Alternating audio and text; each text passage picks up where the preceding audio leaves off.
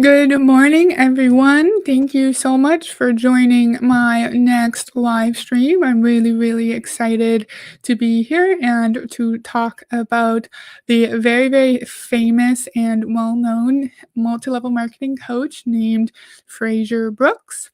He is a really big speaker who's talked around the world and coaches the top network marketers and is really good friends with Jesse Lee Ward as well. Hi, Lift Panic, and hi, Rich. So yesterday, I by accident scheduled my stream for yesterday morning, even though we were away. And sorry to Rich, who came yesterday waiting for the stream to start, and he saw that the times changed. And sorry to anyone else who came to the stream expecting it to be yesterday morning instead of today, because that's what I scheduled it as. So I'm sorry about that. So I have a couple of screens I want us to share, and then I have a video to talk about for Fraser Brooks. So I'm really, really excited to do this. And let me know your thoughts on everything that Fraser says down below. Oh, let's go. So Fraser Brooks, as I said, is a massive multi-level marketing coach. Oh, Rich says no worries. Thank you, Rich. And he's teaching us how he built a team of 300,000 customers using social media. And we know when multi-level marketing distributors talk about customers, they often mean distributors, because we've heard Eric Worre say that you don't get paid for recruitment in MLM. You get paid when products move throughout your organization. So in my opinion, I think when a lot of these coaches are saying customers, they mean when their distributors and members of their downline actually purchase the products. And then he said, discover what started this movement of 300,000 plus people. In 2010, he decided to begin his career as a distributor, and in 5 years, he built a business of over 300,000 customers/distributors using social media.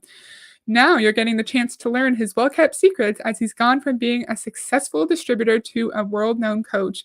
Well, sir, if you were so successful, why aren't you continuing to make millions and millions of dollars in network marketing? And why did you decide to be a coach?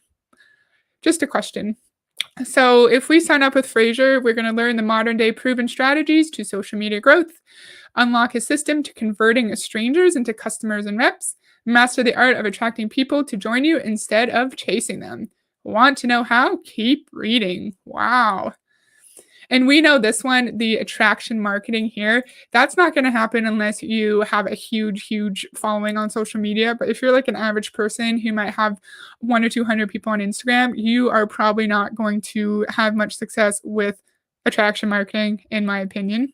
And then he's telling us about the old problem with old school social media tactics in 2001. And he's telling us the problem here.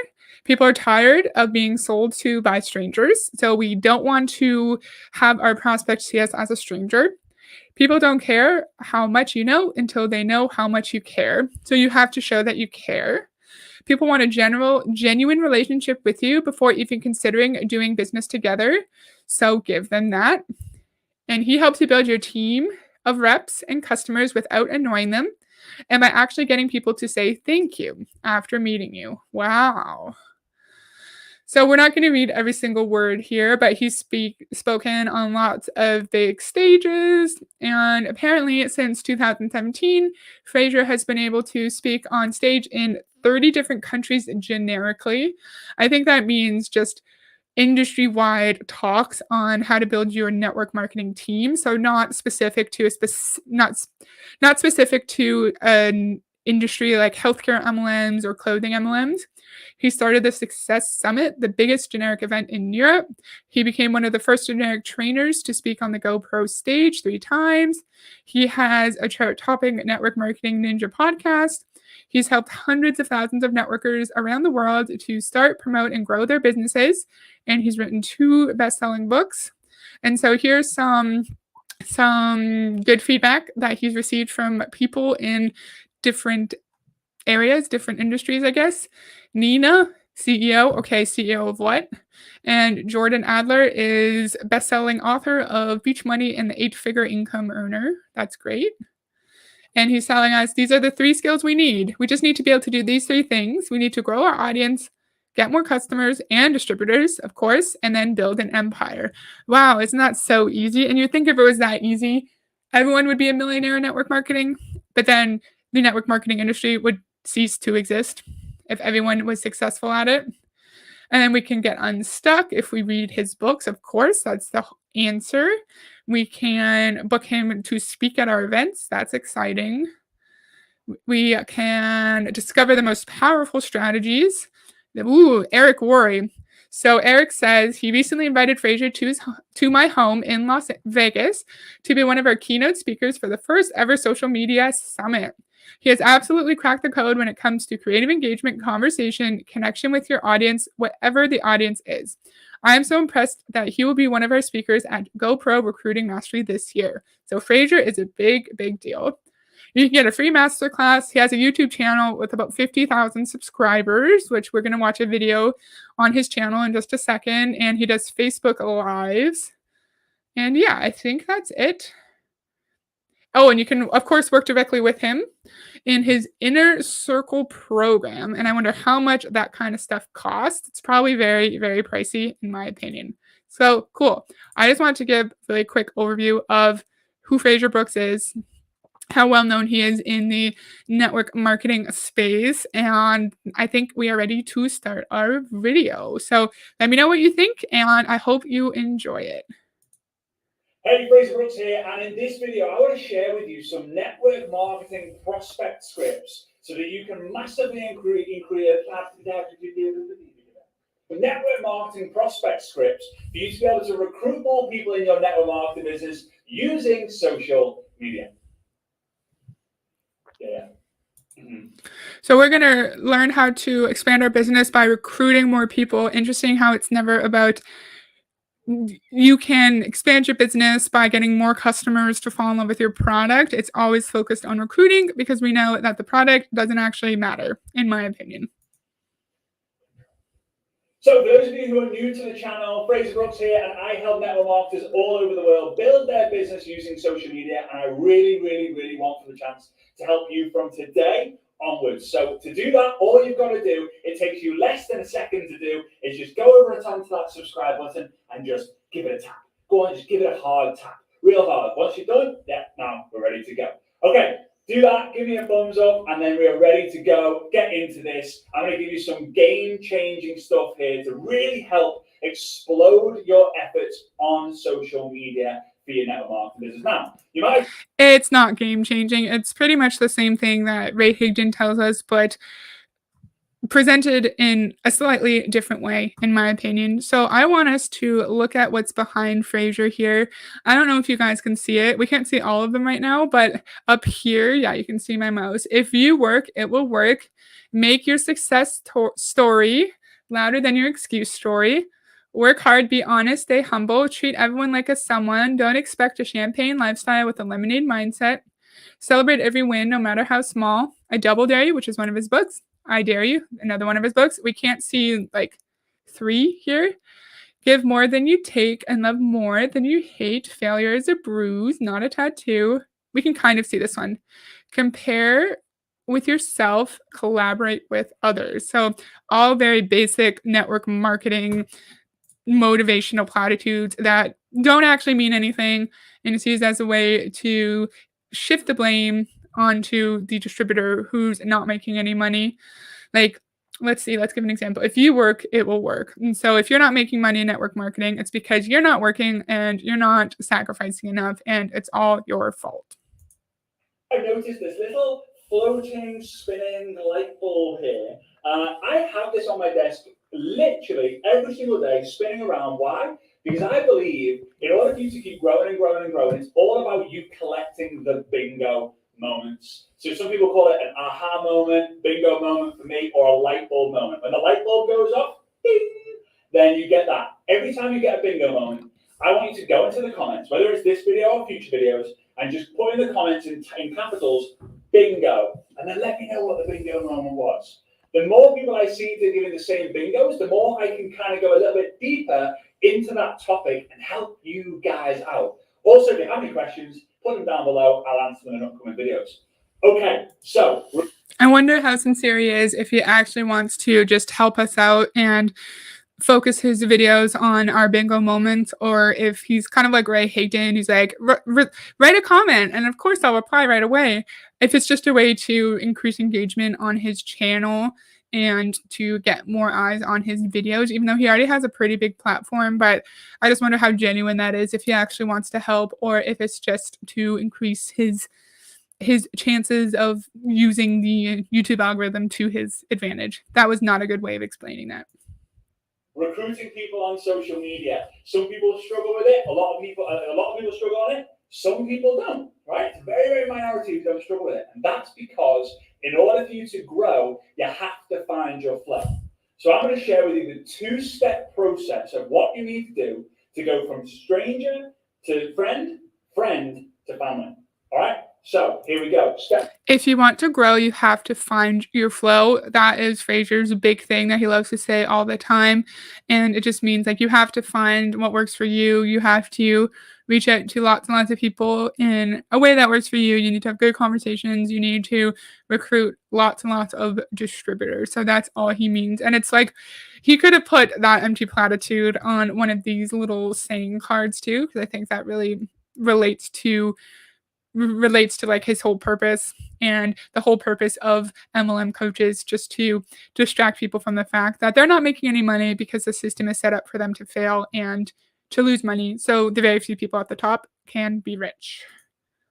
Step number one, I'm going to use my good old trusty flip chart here. So step number one is you need to find, add, message.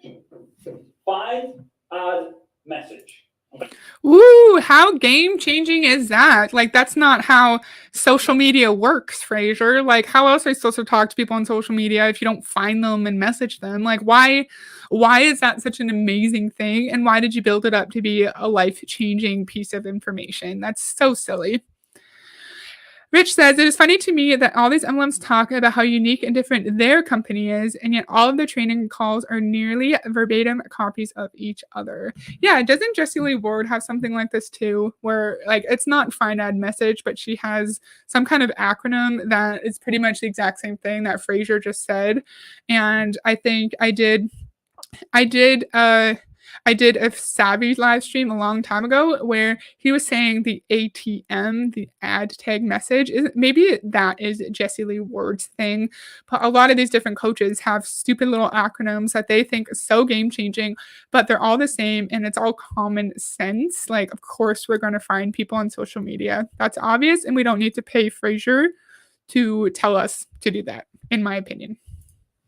Okay, so you find someone, you add them, and then you message them. Now, some people will come to me and say, Frazer, it's really weird adding people on social media or messaging them. Well, you have a choose. You have a choose, or you have a choice. A choice is actually what should be called choose. You have a choice. Choose is like German for like choose, right? It's buy. Okay. Anyway, you have a choice to make. Come on, Frazer. You have a choice to make. You either feel.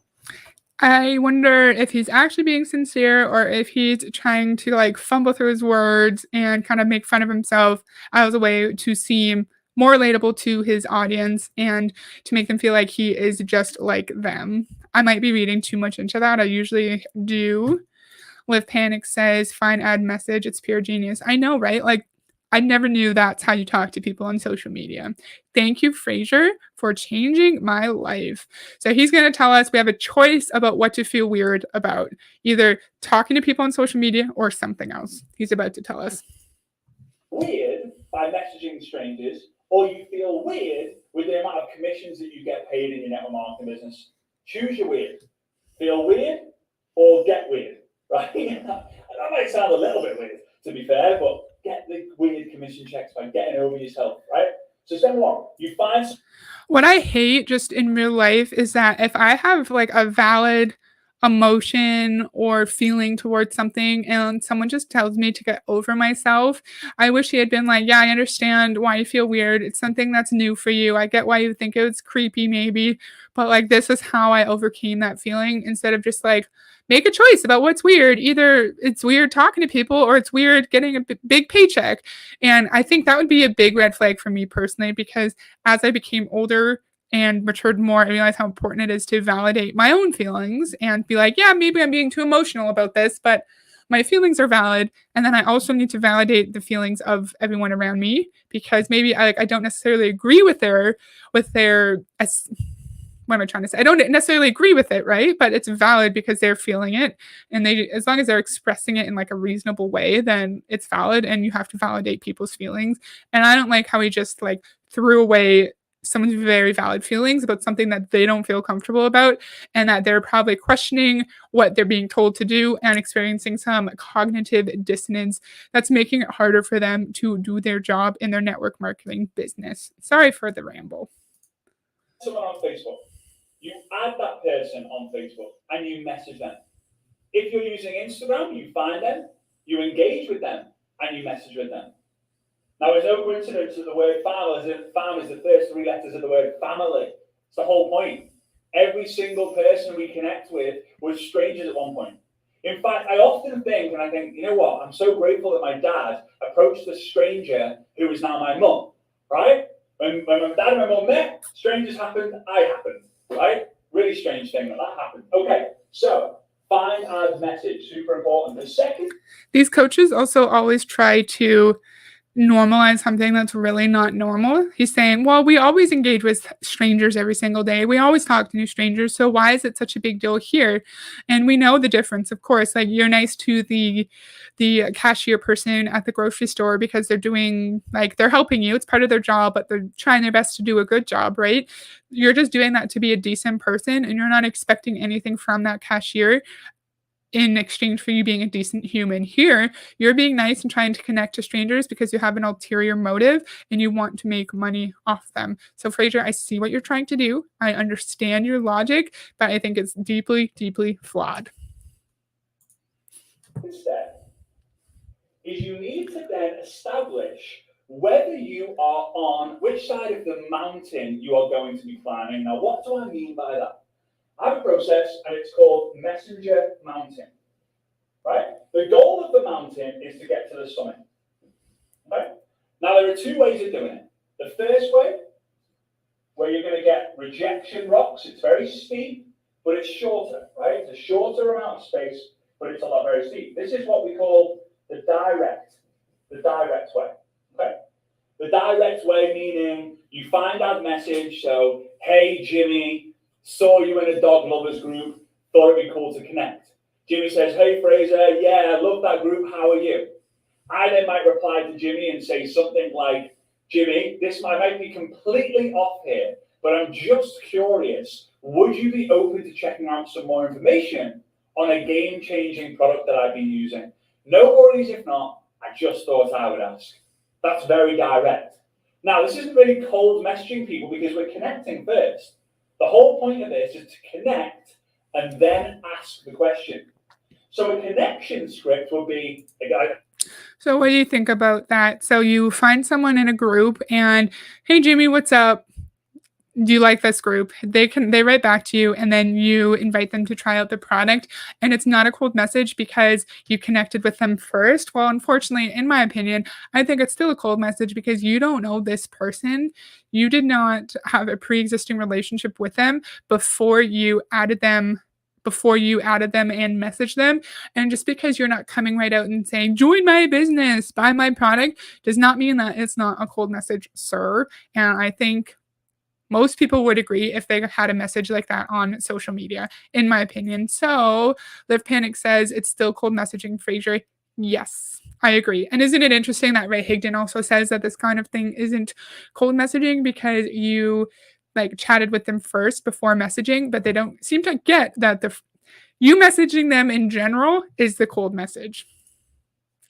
In other words, please ignore the very valid feeling that you're being scammed, right? I think it's a really big issue for me is when people don't validate other people's feelings, and it really, really sets me off, and I really notice it in other people. And so that kind of thing that Frazer just told us to get over, that would be a huge red flag, and I would really start to question why my feelings are being invalidated at my job. And I know if you're just in an office job, it's not your boss's job necessarily to sit there and like coddle you and like rub your back if you're upset.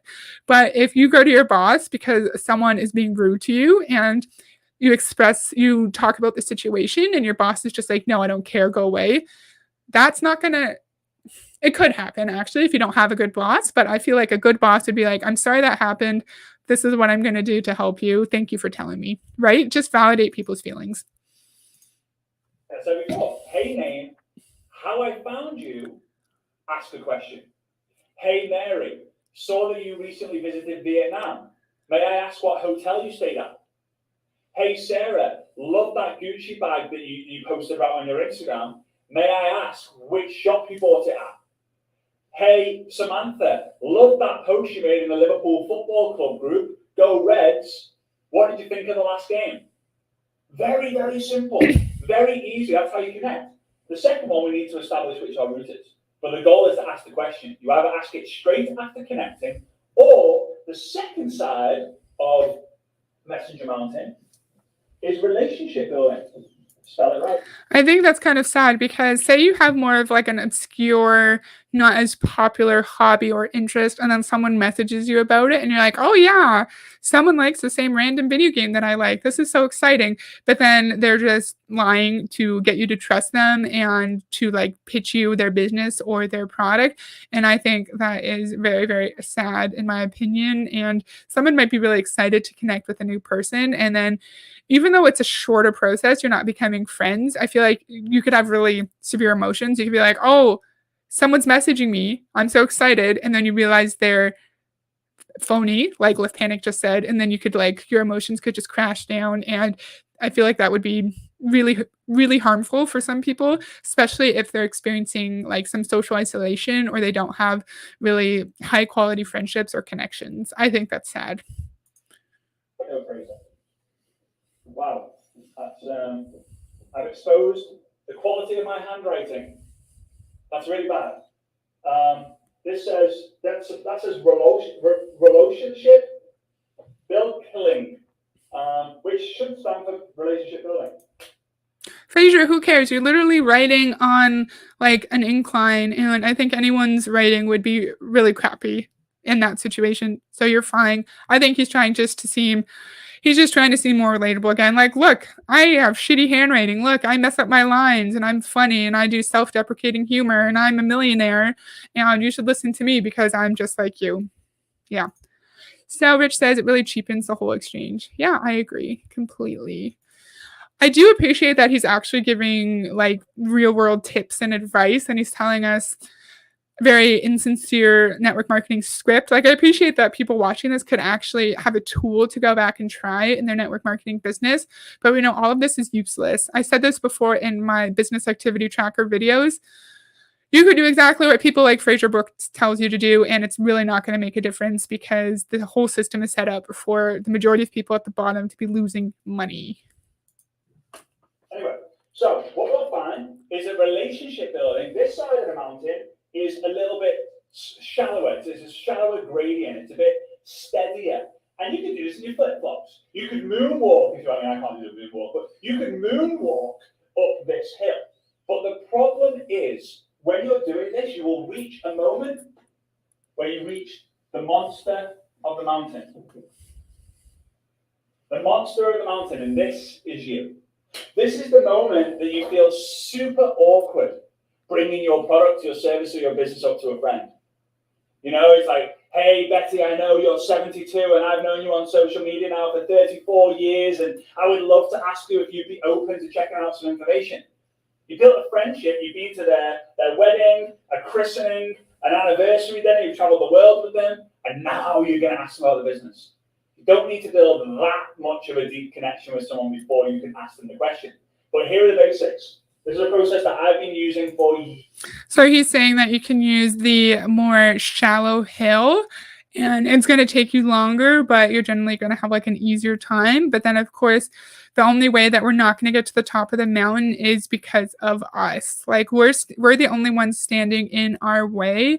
And like you said earlier, we just have to get over ourselves and just ask the question and think, well, we have to, usually the statement is choose your heart. He said, choose your weird. Okay. So do we want to feel weird about talking to our friend about this MLM business, or do we want to feel weird making $100,000 a month? even though we know it's not going to happen unless we recruit hundreds and hundreds of people. He's just making it seem like if you choose the shallower hill and you're still failing and you're still not recruiting people, it's because of something you did. There's always an assumption that the individual distributor is deficient in some way and that we always need to do more personal development. We need to fix our scripts.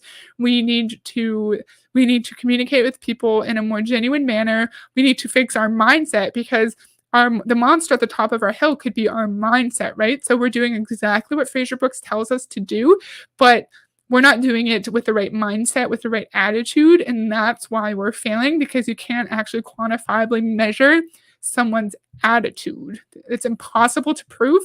So it's just another way to blame these poor people for them not making any money. Live Panic says relationship building is really more predatory than flat out cold messaging. Yeah, I feel like every anti-MLM video anywhere across YouTube has said this 100 times. I know I have, but I would much rather someone just do the first message.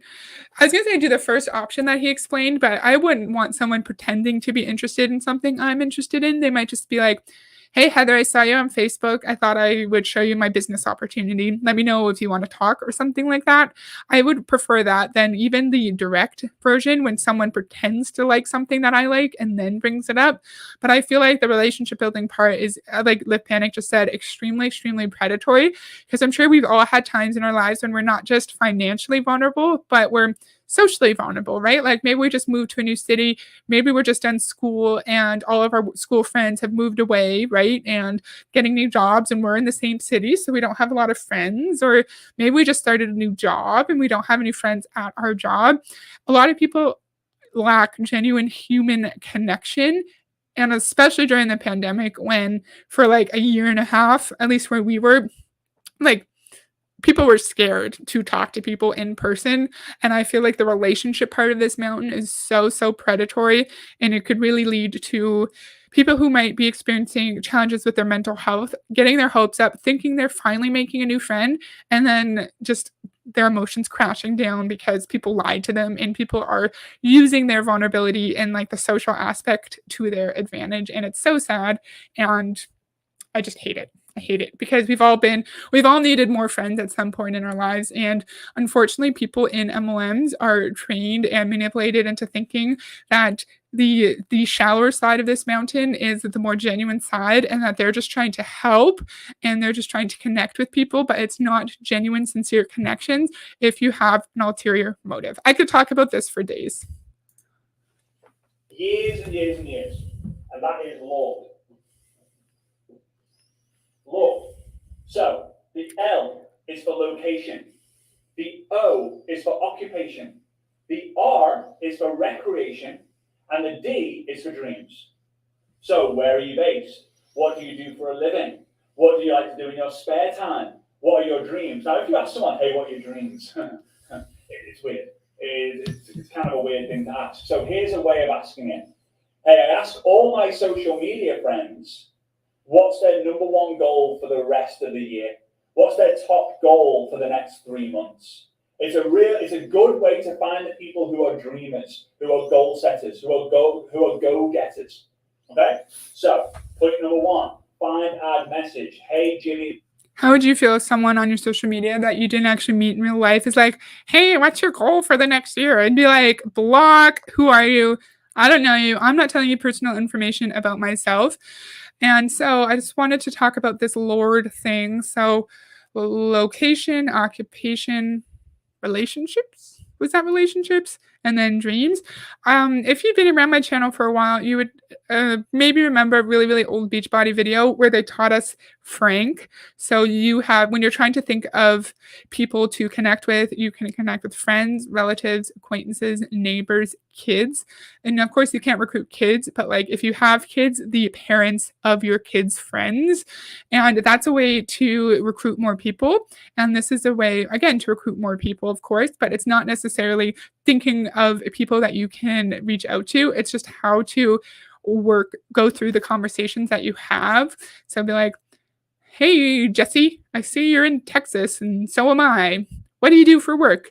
And just a way to like check off boxes. And it's so disingenuous because you're not actually you don't actually care about their occupation. You don't actually care about what their dreams are. You just care about helping them break down the barriers and helping them trust you so they don't feel weird and they don't feel weird when you like make the pitch to them. And it's really, really sad. And I hate that all of these acronyms exist in this industry. Okay, what did Rich say? It is dehumanizing to be thought of as a mere means to an end rather than a person. Yeah, we hear all the time, like every YouTube video, everywhere, that people are taught in MLMs to treat other humans as a potential member of their downline and a number, a means to an end, like Rich just said. And you can't just like connect with a parent at your school because they're nice and you like them and you think your kid might like their kid. You have to connect with them because they could be a really, really good member of your downline and make you lots of money. And I could just imagine how tiring it would be to always have to be on. And even when you should have downtime, you have to be looking at everyone and determining their potential as a member of your downline. And everyone's a dollar sign, and it's so sad. Where's my mouse? There it is. I love that post you made in a dog lovers group. What I thought it'd be cool to connect. How are you? Name, how you found them, question. Second one is that you need to establish whether you're going to ask the question straight after they reply to your message, or you're going to build a relationship, basic fundamental relationship, just so you're not a complete stranger, and then ask them the question. Now, what's the question?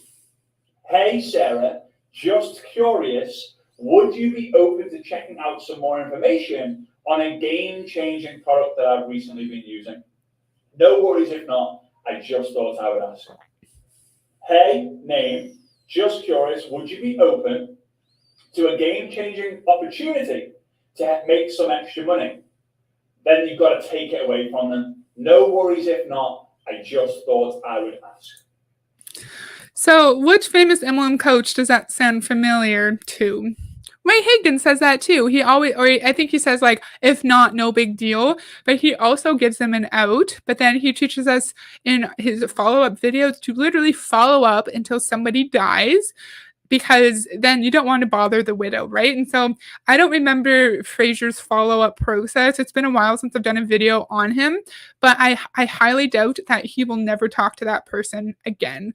I could guess that he adds these people to lists and follow-up lists, and then he teaches people in his groups probably to follow up probably within like 4 days, and then weekly, and then monthly after that until someone blocks you, or like Ray Higdon, until someone dies. And so he's making it seem like once you hear a no, you leave them alone. But we know that's not true, because in MLM, no does not mean no. It means not right now, which is horrible. And it should be no means you never talk to the person again and you never bother them about your opportunity. Why do MLMers keep seeking out trainings from these people who all say the same things, right? They all say the exact same thing in like a slightly different way. They have different approaches, of course. Like Ray Higdon will yell at us and demean us and gaslight us. And I guess Frazer gaslit a little bit here, but his approach is more like personable. He's a little bit more funny, and like he tries hard to be relatable.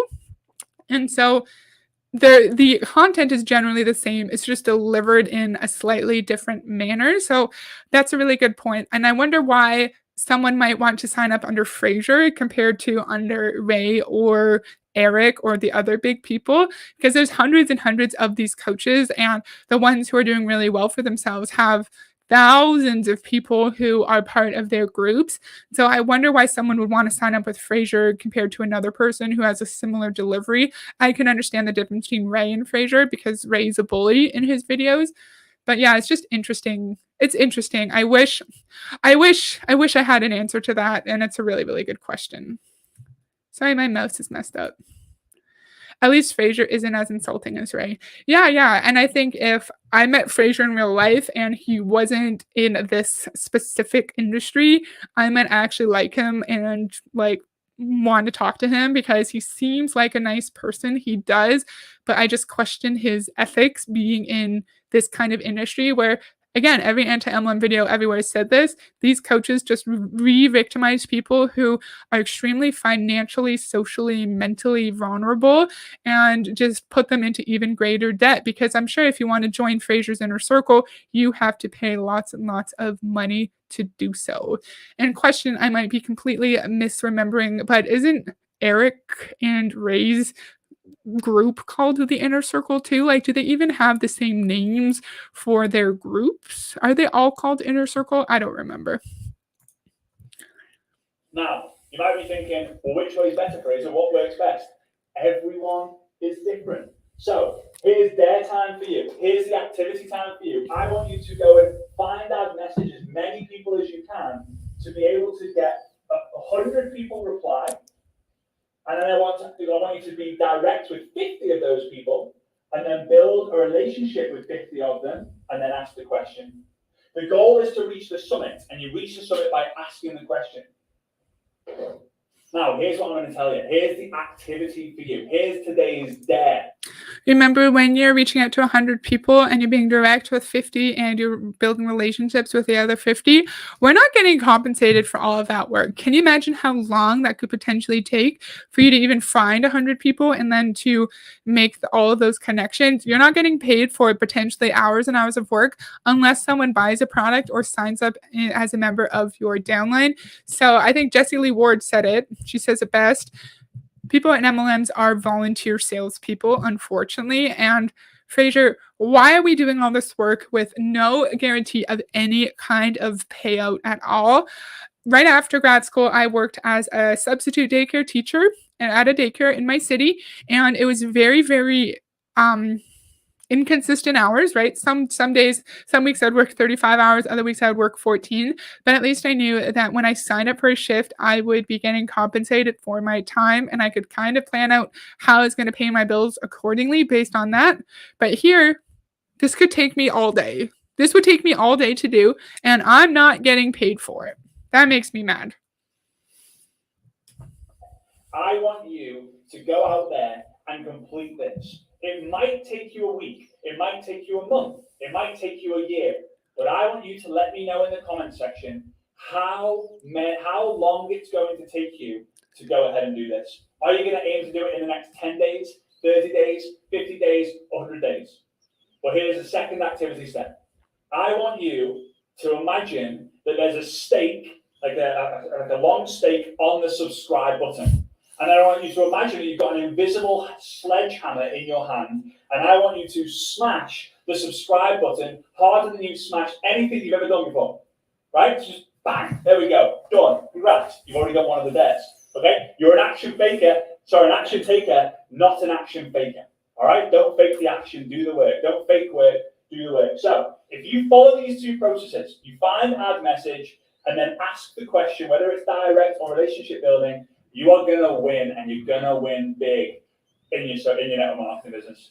With that being said, if you haven't already done so, go ahead and check out my best-selling books, I Dare You, which is the ultimate guide to recruiting more people on social media, I Double Dare You, which is the ultimate guide to getting people launched, started, and duplicated using social media.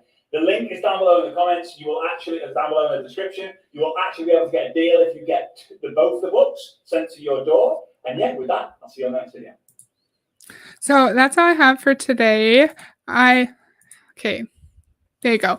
That's all I have for today. I thought this was super interesting because he makes it seem like the relationship building part is the more sincere way, the less icky way to go about this. And maybe I think he might be insinuating if you're uncomfortable with the direct, just go over to the relationship building part. But Lift Panic and Rich and lots of people across YouTube have said that's actually the more harmful way because you're really preying on people's vulnerabilities and loneliness and potentially mental health struggles to get them to trust you. And then you're just trying to sell them the product or the opportunity. In this case, it's interesting how whenever these coaches like to talk to you about how to build your business, it's never about how to get more true customers, because we know that's not how you actually make any money. It's always about having more people in your downline.